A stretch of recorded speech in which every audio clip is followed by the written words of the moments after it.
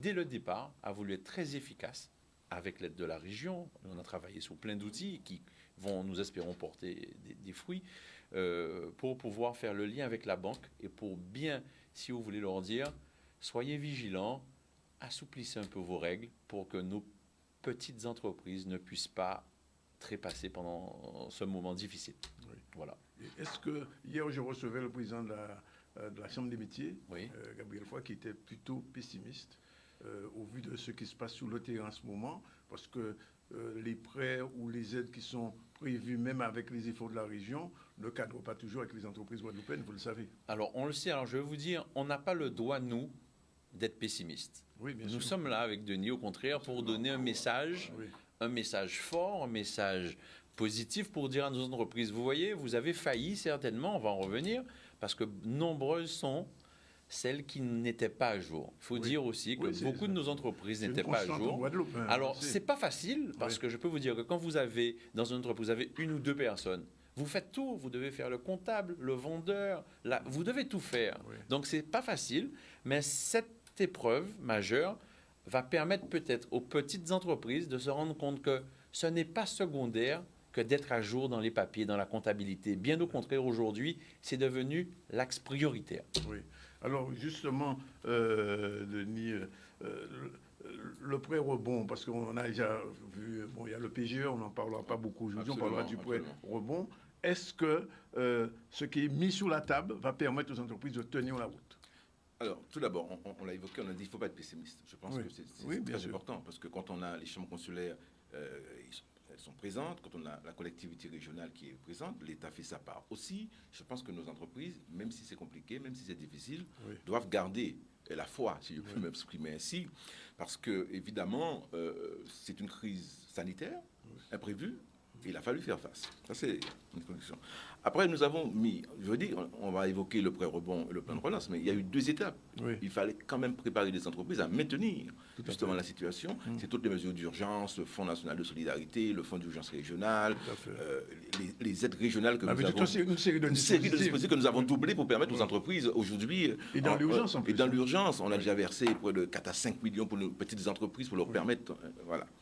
Maintenant, on va entrer dans une phase, parce qu'on est en phase de déconfinement, il faudra évidemment aller vers la relance économique.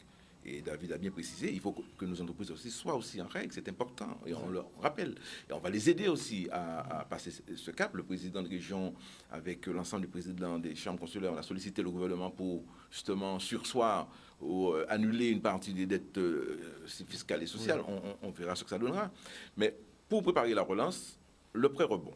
Oui. Alors, pourquoi on a choisi le prêt rebond? Le PGE, on n'en parle pas. Oui. Comme l'indique son nom, c'est un prêt qui est pour la relance économique. C'est-à-dire que quand on a pu traverser cette phase difficile, on a reçu les aides qui existaient, comment avoir de la trésorerie pour pouvoir repartir? Donc, c'est l'objectif de ce prêt rebond, qui est un dispositif que la région met en place avec la BPI, directement. C'est région BPI, il n'y a pas de banque autre en intermédiaire. Oui. Un dispositif qui est entre 10 000 euros et 300 000 euros pour l'ensemble des entreprises, à l'exception des SCI, des sociétés civiles immobilières, des sociétés qui sont dans les transactions financières. À partir de quelle taille d'entreprise? Alors, toutes les entreprises, à partir de 0 salarié, voilà. Donc, il n'y a pas de limite. Voilà. Là-dessus. Il y a des exclusions. J'ai cité société civile immobilière, l'agriculture est exclue de ce dispositif, évidemment, pour des questions pratiques, parce que la BPI ne travaille pas avec le monde agricole, il y a d'autres structures bancaires pour cela. Donc de 10 000 à 300 000 euros. Nous avons fait le choix, en région avec la BPI, de mettre ce prêt entre 10 000 et 200 000 euros. Oui. Parce que généralement, les petites entreprises sont entre 100 000 et 150 000 de prêts. Oui. Et nous avons divisé ce dispositif en deux. Ce qu'on appelle le flash rebond, c'est un dispositif pour aller plus vite pour les plus petites entreprises, entre 10 000 et 50 000 euros. Ces entreprises-là, en 4 jours, pourront avoir leur prêt, parce que tout sera numérisé. 4 jours, vous dites? Oui. Malgré, j'ai envie de dire, la paperasse. Justement, on a travaillé énormément. C'est pourquoi les gens nous appellent souvent, mais on a pris du temps pour travailler avec la BPI, et on a mis en place ce flash rebond, qui sera un dispositif, si tout est complet, en 4 jours, le bénéficiaire pourra effectivement recevoir ce prêt, avec beaucoup moins de contraintes. Et puis, il y aura l'autre dispositif, de 50 000 à 200 000 euros, avec les clauses habituelles. Donc, ce prêt a pour objectif le renforcement de la trésorerie des entreprises, pour leur permettre d'avoir de la trésorerie pour relancer, pour leur permettre aussi de financer quelques investissements liminaires suite au Covid. En tout cas, on a abondé ce fonds à hauteur de 5 millions d'euros.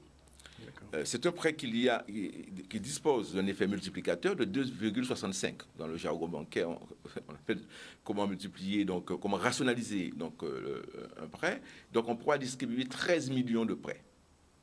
Pour un apport de 5 millions de la région, la BPI s'engage à distribuer 13 millions d'euros de prêts. Et si ce n'est pas suffisant, eh bien, avec l'exécutif régional, on mettra tout en place pour continuer à accompagner nos entreprises. Donc, véritablement, ce prêt répond aux attentes de nos petites structures. J'allais vous dire, parce que vous imaginez, il y a des chefs d'entreprise qui nous regardent en ce moment, qui savent que vous allez parler. Alors, la procédure réelle, c'est quoi exactement? Alors, à la date d'aujourd'hui, on avait prévu d'ouvrir ce prêt cette semaine. Oui. Bon, il y a eu une difficulté technique au niveau de la BPI parce que ce dispositif qui existe déjà dans certaines régions, notamment l'Île-de-France et Rhône-Alpes, il y a eu un dispositif, la plateforme a un peu explosé parce qu'il y avait une demande très forte.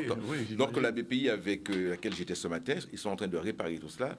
Donc le dispositif sera opérationnel à compter du 2 juin chez nous. Oui.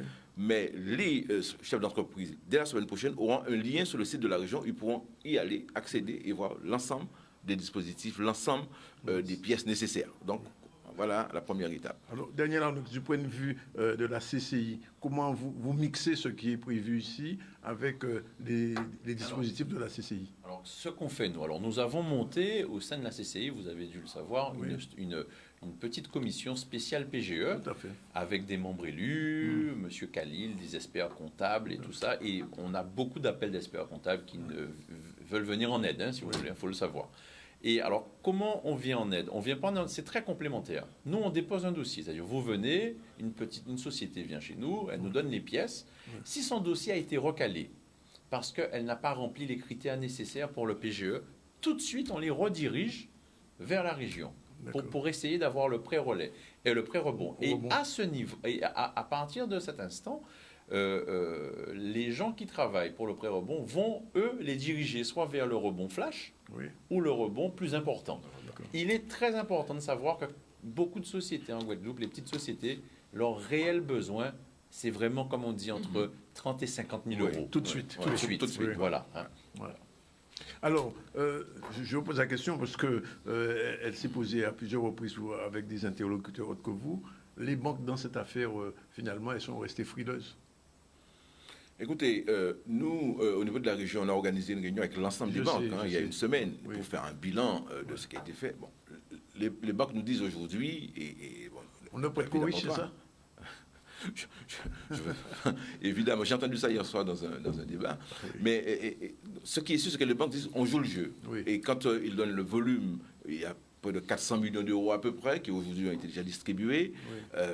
On est quand même à près de 50%. 50% de ce qui a été, si vous voulez, pour la Guadeloupe, on estime entre, on va dire, 750 et 900 millions.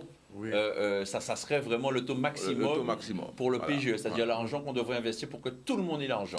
Nous sommes déjà quand même à 400 millions. 431 millions pour être précis. Ça veut dire nous sommes déjà à 50% en sachant que ces dispositifs, aussi bien pré-rebond que PGE, vont jusqu'à la fin de l'année. Une année, c'est sûr. Une année, jusqu'au 31 décembre. Jusqu'au 31 décembre. C'est-à-dire les gens peuvent faire leur demande jusqu'au 31 décembre. C'est-à-dire à la fin mai ou fin juin, ce n'est pas fini. D'accord. Voilà. Et je rebondis tout de suite, Daniel, sur vous venez de faire qu'on prête corrige. Vous savez. C'est une expression. C'est une expression, mais si moi demain, je vais voir Nike pour leur dire de me sponsoriser pour courir le 100 mètres, je ne pense pas qu'ils vont me suivre. Donc c'est plus facile pour les sociétés, pas obligatoirement riches, mais qui sont organisées, qui avaient un expert comptable, qui avaient tout ce qu'il faut. Vous savez, voilà, c'est plus facile.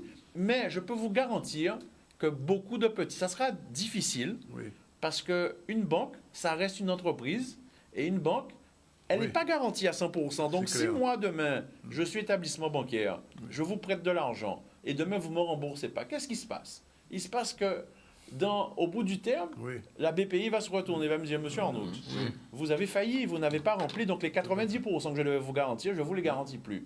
Ça ne veut pas dire, ça n'excuse pas tout.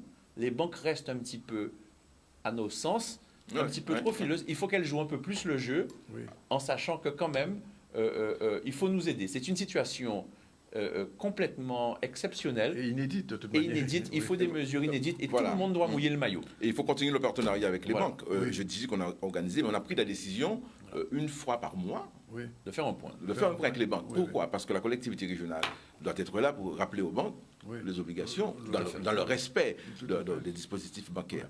Alors, je dirais aussi pour les entreprises, effectivement, qui n'ont pas accès au PGE, c'est ça aussi le rôle de la région. C'est pourquoi on a créé un fonds d'urgence TPE pour les plus petites entreprises, pour leur permettre d'accéder aux dispositifs financiers. Alors, je pose une question un petit peu, elle n'est pas au sujet, mais elle est intéressante. Le président de région est venu ici il y a quelques semaines. Il me disait, je lui posais la question, il dit, mais vous êtes en train d'épuiser les fonds de la région parce que la taxe pétrolière, sur les carburants, il y a un carburant, on a une difficulté. Sur l'octroi de mer, d'ailleurs, il y a une question qui est se posée en ce moment sur l'octroi de mer. Il me disait, il est prêt à aller jusqu'au fond. Alors, pourquoi je vous pose la question? C'est parce que hier, entre Macron et Micrel, on a entendu 500 milliards déposés en France. Est-ce que la région pourra vraiment obtenir quelque chose de la France? Au cas où. Ce qui est sûr, c'est que très rapidement, le président de région, et avec les autres élus, on a bien fait comprendre au gouvernement qu'il faudra prendre en compte la baisse des dotations des collectivités régionales, mais des collectivités en général. Baisse de l'octroi de mer en cette période. Donc, la demande est déposée sur les bureaux des responsables au niveau national. Pas encore de réponse. Non, mais je pense que le président, il a rappelé, il sera actif sur ce sujet-là. Mais il faut dire aussi que c'est vrai qu'il y a une baisse de dotation, donc la région sera obligée d'adapter aussi ces mesures. Il y a des actions que la région aurait pu entamer, mais il y aura donc la nécessité de prioriser pour répondre au mieux aux difficultés du moment. Sur les fonds européens, il y a 2 petits mots à dire quand même. Bien sûr, sur les fonds européens. Alors, j'ai évoqué le prêt rebond. Le prêt rebond sera aussi financé par les fonds européens. Mais au-delà de cela, les fonds européens, la Commission européenne a profité de cette période pour assouplir. Parce que vous savez, tous on le sait, la complexité parfois. Voilà. Donc, ils ont assoupli les dispositifs. Et aujourd'hui, on pourra, dans le cadre de la relance, trouver des fonds européens sur le FEDER, sur le FEAD pour l'agriculture, pour pouvoir accompagner fortement nos entreprises. Il faut absolument qu'on dise 2 petits mots sur le tourisme. Vous êtes directement concerné. Votre père est venu ici, on a souvent parlé de tourisme. Alors, les hôtels sont fermés. Ils le resteront encore au moins tout le mois de juin, pratiquement toute la saison touristique. Qu'est-ce qui va se passer réellement? Non, alors, il y a vraiment... Alors, on vient de parler de FEDER, mais tout ça, ça ne veut rien dire si le gouvernement... La France, la métropole, ne prend pas acte des décisions à prendre pour les Antilles. Vous savez bien que nous, on n'a pas de saisonniers aux Antilles. Donc, quand on nous dit que le chômage partiel va s'arrêter au 31 septembre, mais c'est une aberration pour nous. Tout à fait. Et je peux vous garantir que c'est 18 000 personnes qui seront au chômage. Parce qu'on ne pourra pas payer les gens, puisque notre saison, au mieux, si on trouvait des solutions au niveau sanitaire et tout, n'oubliez pas que la saison va redémarrer en décembre.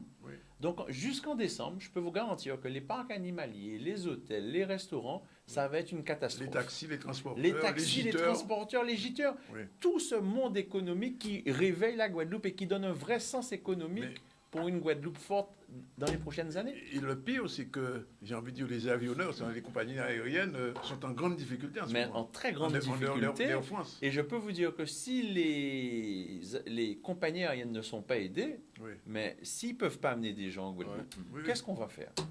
Qu'est-ce qu'on va faire? Donc, il est important d'avoir un regard très particulier, de ne pas penser obligatoirement, oui, on aide toujours les gros, on aide toujours les gros. Ce sont ces gens-là qui sont quand même pourvoyeurs, je dis moi, de valeur ajoutée pour la Guadeloupe. C'est eux qui amènent des touristes et ces touristes sont censés dépenser de l'argent en Guadeloupe. Donc, on a besoin de ces gens, mais on a surtout besoin que le gouvernement comprenne bien qu'on ne tire pas sur la corde. Quand on vous dit que le chômage partiel, effectivement, notre saison, elle va peut-être redémarrer en décembre.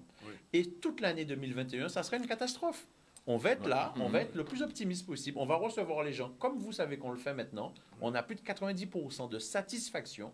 Les gens pensent... Vous avez vu les chiffres? Les gens pensent... Les gens reviennent en Guadeloupe. C'est-à-dire, un touriste qui vient en Guadeloupe, il revient 2-3 fois. Ça veut dire que nous ne sommes pas si mauvais. On a beaucoup à faire. Nous devons être plus attractifs. Mais il faut qu'on nous aide davantage. Il faut dire que sur le tourisme, très rapidement, et c'est vrai, les efforts que nous avons faits ensemble dans les 3 dernières années portent leurs fruits. Absolument. Malheureusement, on a dépassé le million. le Covid est venu, Voilà. s'est invité à cette situation. Mais je dis, au-delà, il faudra faire venir les touristes. Mais moi, j'appelle aussi les Guadeloupéens, parce que nous avons aussi des moyens. Beaucoup d'entre nous voyagent, nous partons ailleurs. On ne va pas, durant cette période-là, on va partir en Guadeloupe. Voilà. Et cette manne financière que nous apportons dans les pays à l'étranger, il faudra l'utiliser et accompagner donc la filière touristique durant cette période-là, faire un touriste endogène, guadeloupéen et permettre à nos entreprises de financer. Il y a une seule question qui reste posée aujourd'hui pour le tourisme. Est-ce que les mesures sanitaires seront prises au départ et à l'arrivée? C'est ça la question, de manière à ce qu'on n'importe pas de nouveau le virus. Je pense que c'est là, je laisserai David compléter, mais c'est une priorité, je pense, des professionnels. C'est une priorité, mais c'est aussi du bon sens. Est-ce que vous pensez qu'il ne serait pas plus judicieux de contrôler les gens au départ?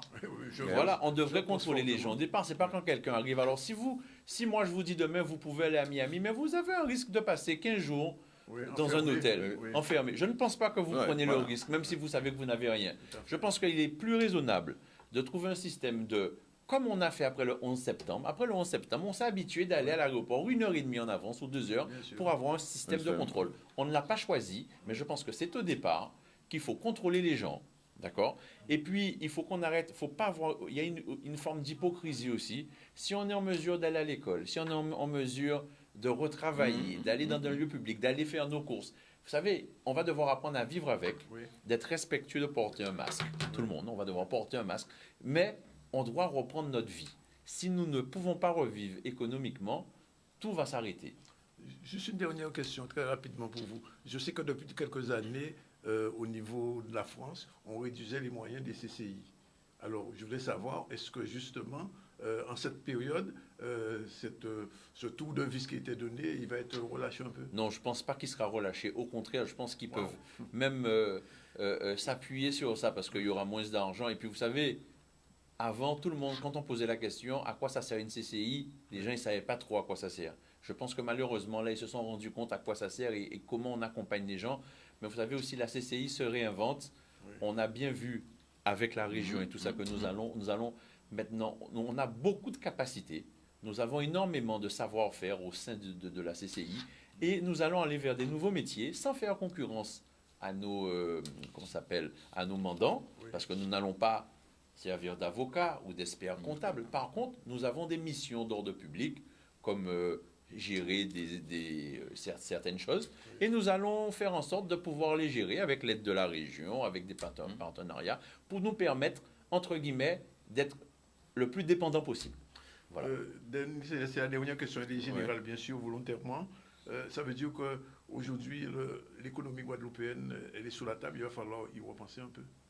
Ben, évidemment, il va falloir adapter. Les secteurs sont touchés aujourd'hui. Il va falloir adapter les choses de toutes les manières. Vous savez, l'économie n'est jamais statique. L'économie, c'est en permanence en mouvement. Mais ce qui est sûr, c'est que nous, le président l'a annoncé l'année dernière, le New Deal, le nouveau modèle économique, ça veut dire qu'on doit repenser les choses. Je vais prendre quelques exemples très rapides. Au niveau de l'agriculture, ce qui s'est passé aujourd'hui, nos professionnels se sont adaptés. Ils ont créé des drives pour pouvoir permettre des paniers, des distributions, des terminaux de paiement à domicile. Donc, cela veut dire que nous avons une capacité dans ce pays, on appelle ça résilience. Mais la résilience, c'est quoi? En fait, la résilience en économie, c'est avoir la capacité de rebondir face à une difficulté. Et nous avons cette possibilité en Guadeloupe aujourd'hui, avec notre économie, de démontrer que nous avons en interne, sur le plan local, le savoir-faire, les compétences, les entreprises qui sont dynamiques, les techniciens qui sont là autour, et puis nous allons y travailler et nous sommes confiants là-dessus. Et chaque Guadeloupéen doit être confiant. En tout cas, moi, c'est ma devise. Nous avons les possibilités de développer notre pays avec un modèle adapté à la réalité de notre territoire et de notre environnement.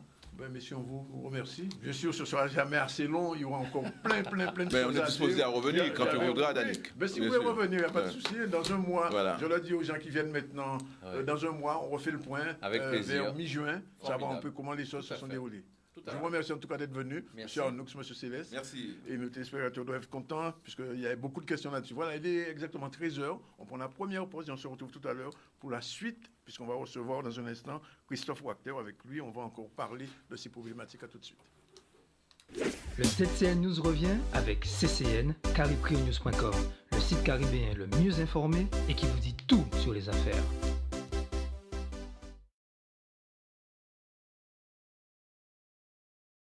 D'avoir la liberté, d'avoir la dignité, d'avoir tout nom, c'est nom, nèg esclave révolté yo.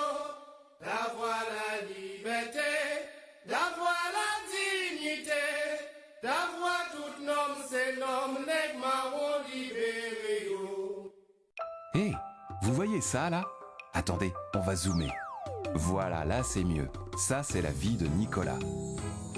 Et là, pour ses études à l'étranger, on était là. NMG Jeune. Pour son prêt immobilier, on était là aussi. Garantie assurance emprunteur. Pour son deuxième enfant aussi. Complémentaire santé. Et pour tous les autres moments de la vie. Nous sommes toujours là depuis 85 ans. Nous, c'est la Mutuelle Margaillard. MMG, prévoir aujourd'hui, c'est mieux vivre demain.